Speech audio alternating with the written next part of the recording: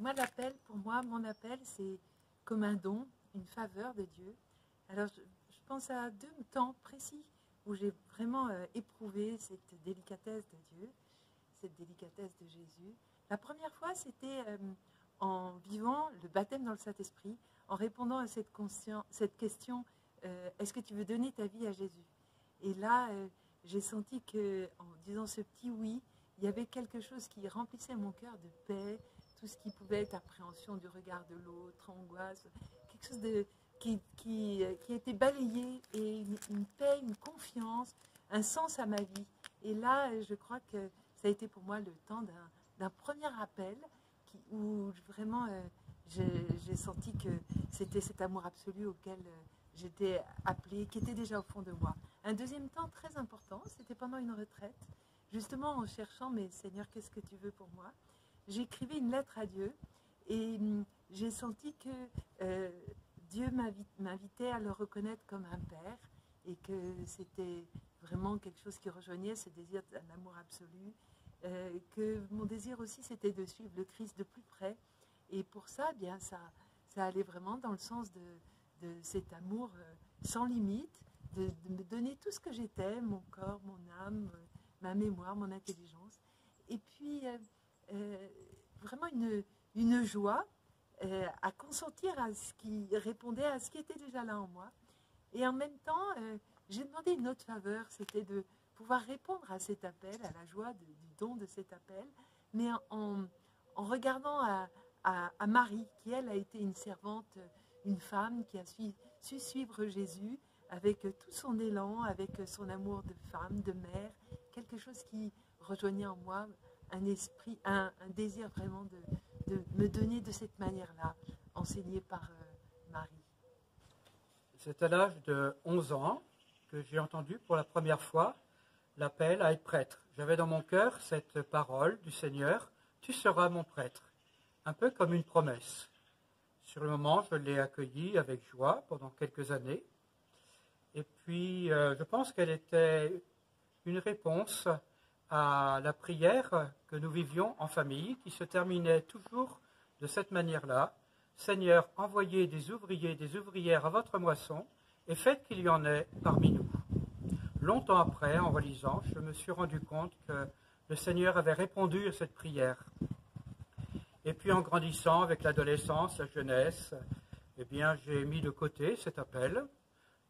Et puis j'ai travaillé, j'ai vécu une vie professionnelle comme employé de banque. Et puis c'est à l'âge de 24 ans que le Seigneur, au cours d'un temps de prière la nuit, lors d'un week-end avec d'autres jeunes qui se passaient dans ma paroisse, eh bien, m'a relancé cet appel en me disant « Louis-Marc, est-ce que tu te souviens de l'appel que je t'ai adressé quand tu avais 11 ans ?»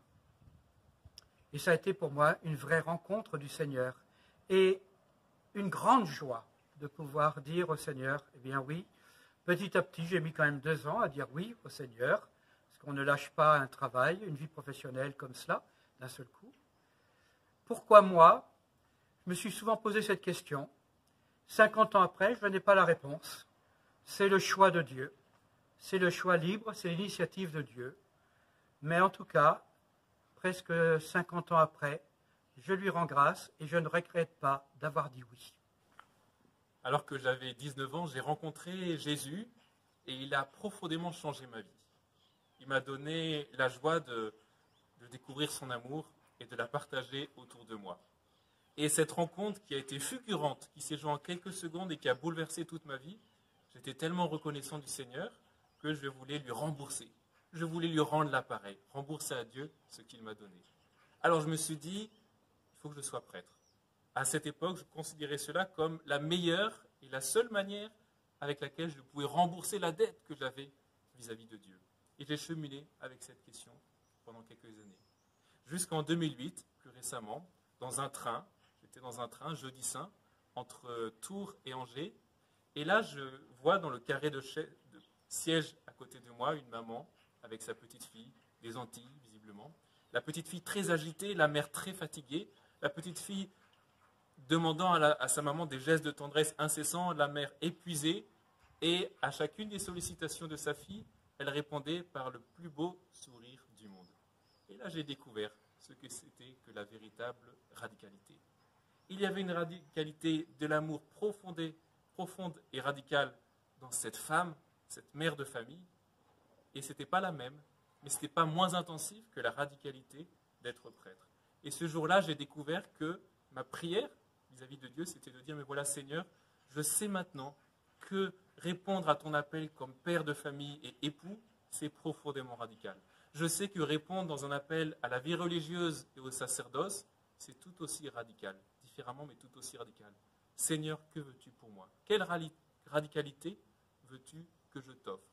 Et c'est ce jour-là, jeudi saint en 2008, que le Seigneur m'a appelé à être frère, religieux, prêtre dans la communauté du chemin.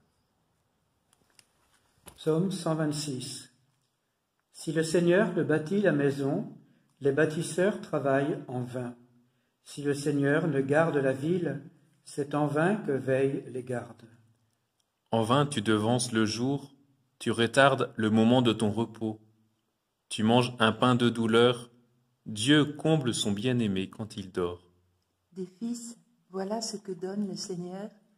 Des enfants, la récompense qu'il accorde. Comme des flèches aux mains d'un guerrier, ainsi les fils de la jeunesse. Heureux l'homme vaillant qui a garni son carquois de telles armes. S'ils s'affrontent leurs ennemis sur la place, ils ne seront pas humiliés. Gloire soit au Père et au Fils et au Saint-Esprit, pour les siècles des siècles. Amen. Seigneur, tu as enflammé de ton amour Sainte Catherine de Sienne, en lui faisant comprendre la passion de Jésus et en l'appelant à servir l'Église. Par son intercession, accorde à ton peuple d'être uni au mystère du Christ pour exulter dans la découverte de sa gloire. Que le Seigneur nous bénisse, qu'il nous garde de tout mal et nous conduise à la vie éternelle. Amen. Amen.